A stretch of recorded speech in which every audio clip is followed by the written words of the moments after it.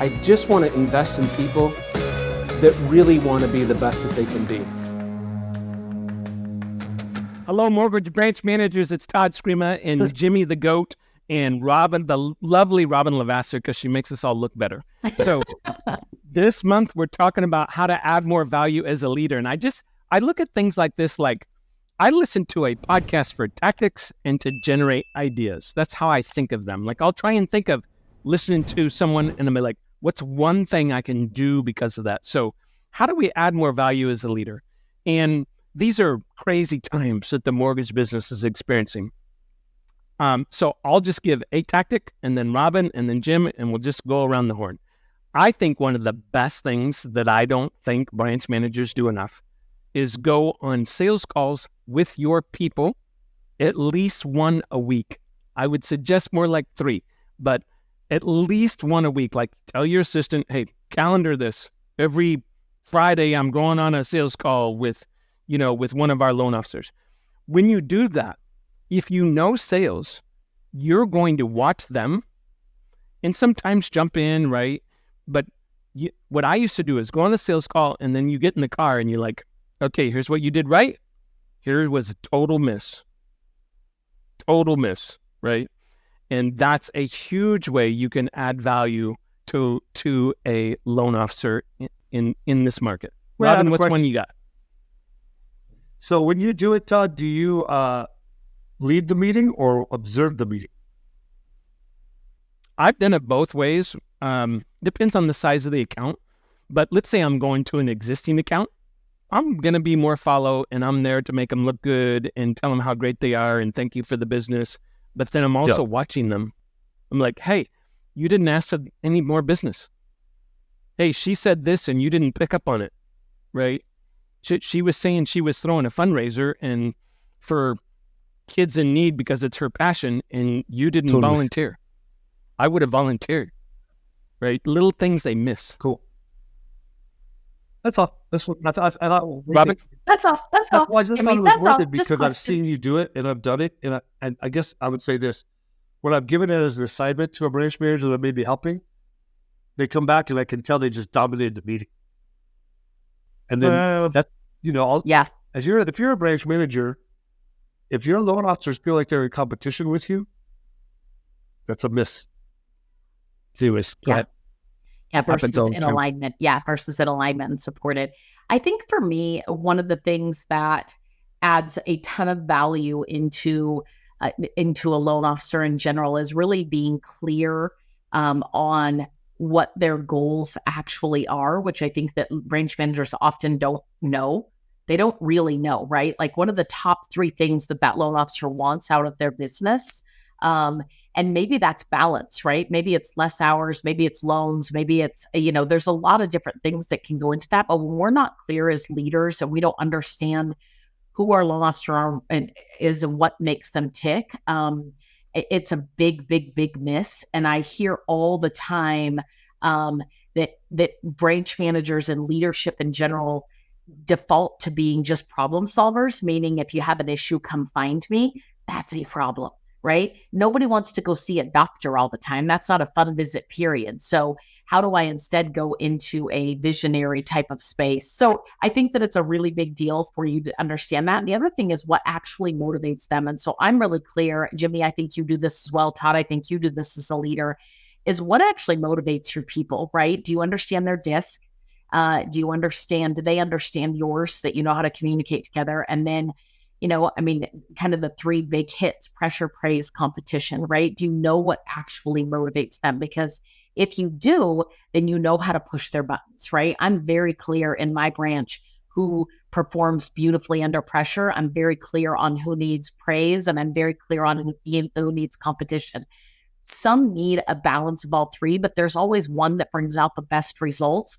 And when you as a leader can't look at your people and say, I know exactly what I need to bring to the table right now to get them to, right, bring out the best in them, that's a struggle. And I don't think enough leaders spend enough time really understanding that about their people and then confirming it with them. Like all of my people know that I know what it is and how to get them to be motivated. And I think that's really what leadership is.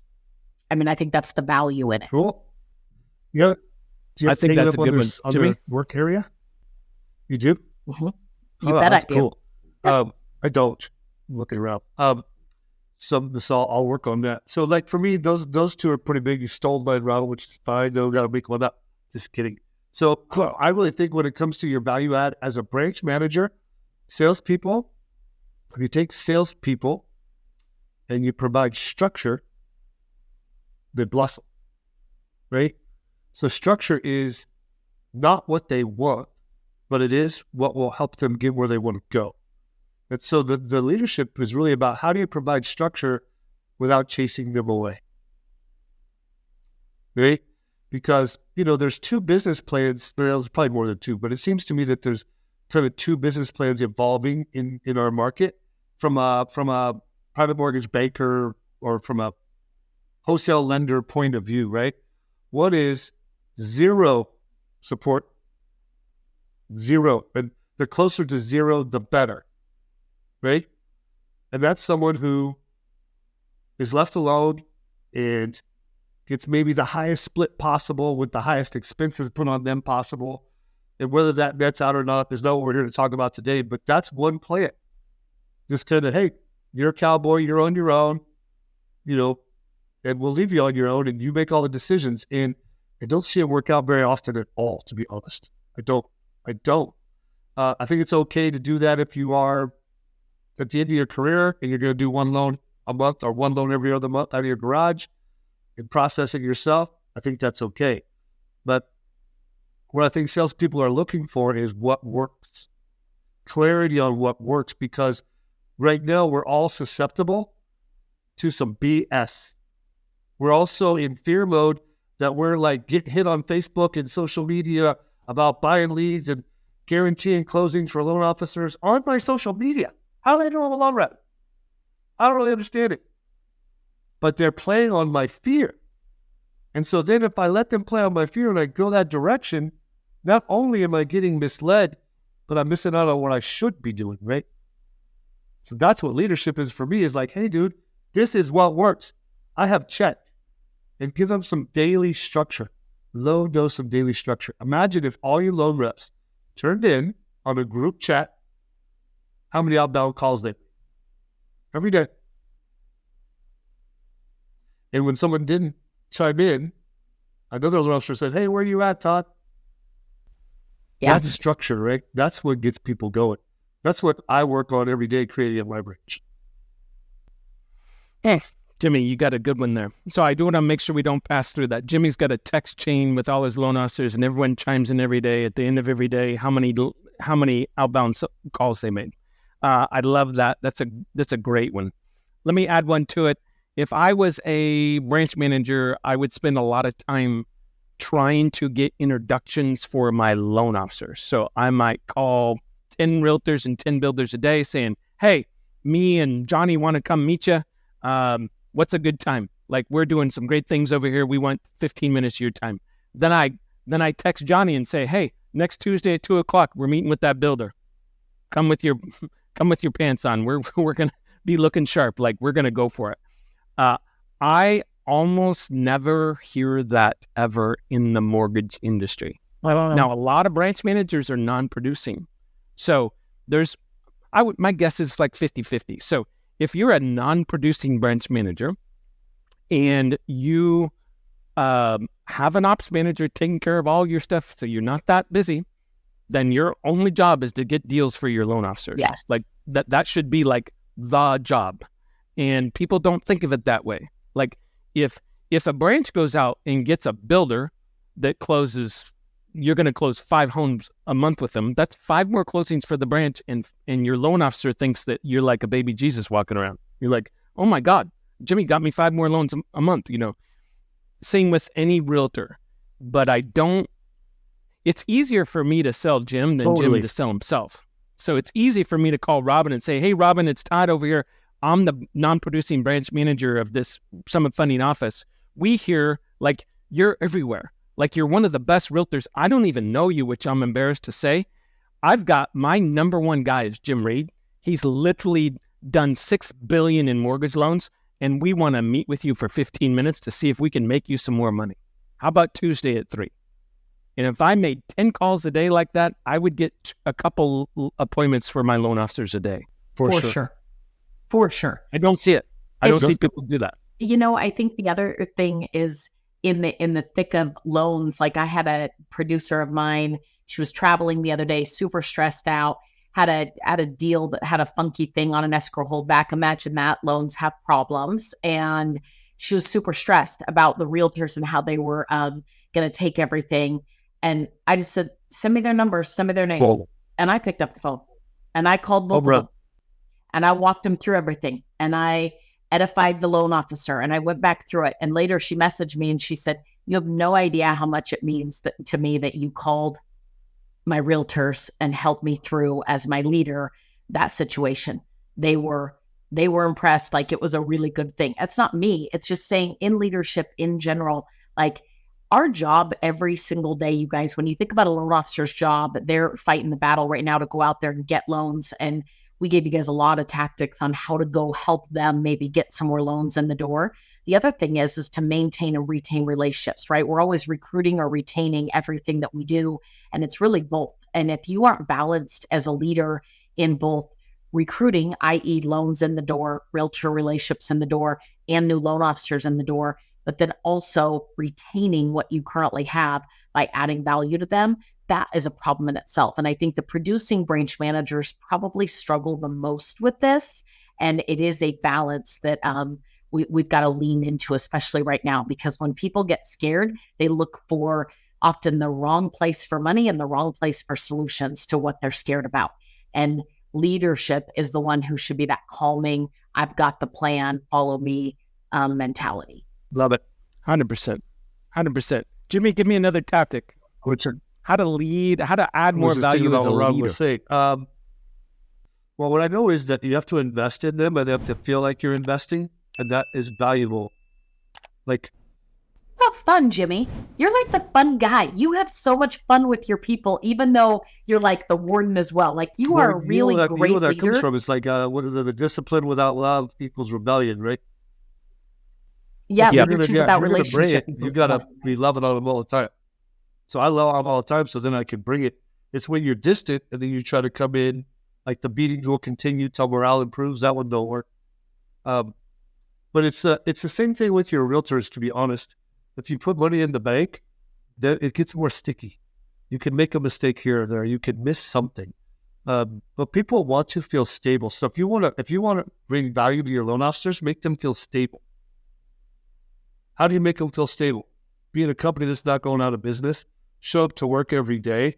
Have meetings happen regularly. You ever notice that when you had babies, if you were lucky enough, or you've been around them, when things don't go the way they expect, they cry. If they have to go to bed later or earlier, or eat later or earlier, or don't get whatever they wanted that they expected, they cry. And people are the same way. So whatever you decide, if you're trying to add value, whatever you decide you're going to give, you just got to give it consistently. You don't have to give more. You just can't give less. Good one. I'm going to add one more tactically to wrap us up. I had a branch manager, and he started 2 hour power hours are normal course of business. He just started doing it in a group. So literally all the salespeople from 9 to 11 come in the conference room with their cell phones and their list, and they all make calls. And anytime someone gets an appointment, say today's database, and like, hey, Todd, good to talk to you. Yeah, we need to buy a second home. Our 2 kids going to college, and we're going to be down there a lot. We need to buy a second home down there. Then I ring the bell, right? At the end of each meeting, there's $100 in the pot, $100 cash. And they're like, whoever got the most appointments, as long as it's over 5, gets the money. I know it's silly. It's simple. But to your point, Jimmy, it adds structure. And I said, well, what's that doing? He says, people are now, they were scared at first, scared as hell. Now, Jimmy, just quick gut check. If I'm scared to walk in a room and do 2 hours of calls, was I really doing it before? Okay. So I was not doing it before, and now I'm doing it. In the first few days, I'm super freaked out. But then one day I got a loan from it. And everyone praised me. And maybe a week later, I win the $10 bill or the $100 bill. And now I'm into it. And to me, that's the kind of tactics that I would do in order to lead a branch through this market. And I don't think that is, you're supposed to be doing it anyway. And I don't think most of the leaders do it. And so if you're not doing it, they're for sure not doing it. So this is a way for you all to hold each other accountable and have fun doing it. Like, make it fun. It's pretty cool to get a bunch of leads in 2 hours. And I'll leave this. Maybe we wrap up with this. I don't know, but the job.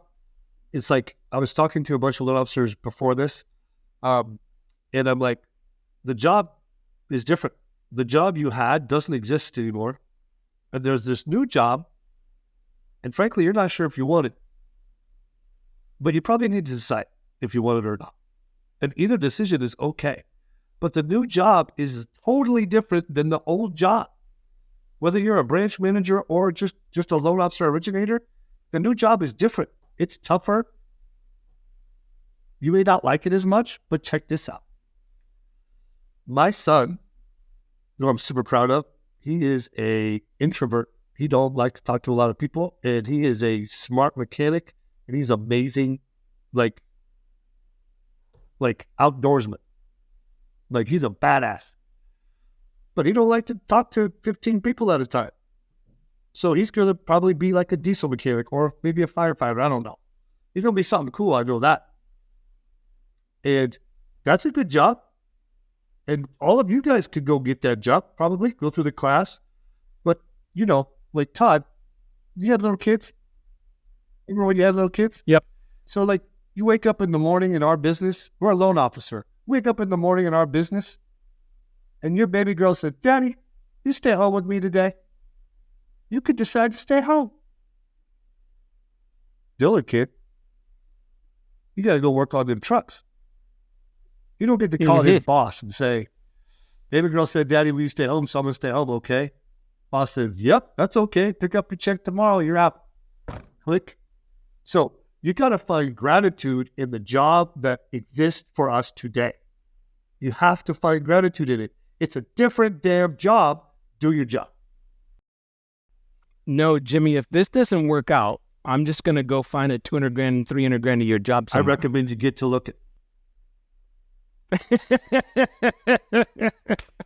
I say that because Jimmy had somebody tell him that. He said 500 months ago. I'm like, I should work on a job where I make 500 if this doesn't work out, I'll just go get a 500-year job. Me too. I'm like, dude, I'll tell you guys a quick story.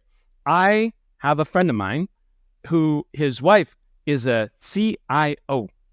I'm talking a executive level. She worked for a Fortune 500 company. That company is going through some troubles and said, "Hey, all you guys get severance. You're out of here." She's been looking for a job for a good six months now. And I said, "What's the problem?" She says, "Well, I was making X, which was, in the, 250 range." She says, "I can't find it."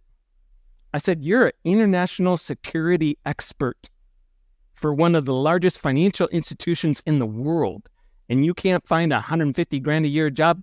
She says, "It's tough. 6 months. She's been looking." So I just say that because it just cracks me up. People are like, there's something easier out there where I can kick my feet back and make $300,000 a year. Burn the boat. No, there's not. Stop acting like you got choices. My goodness.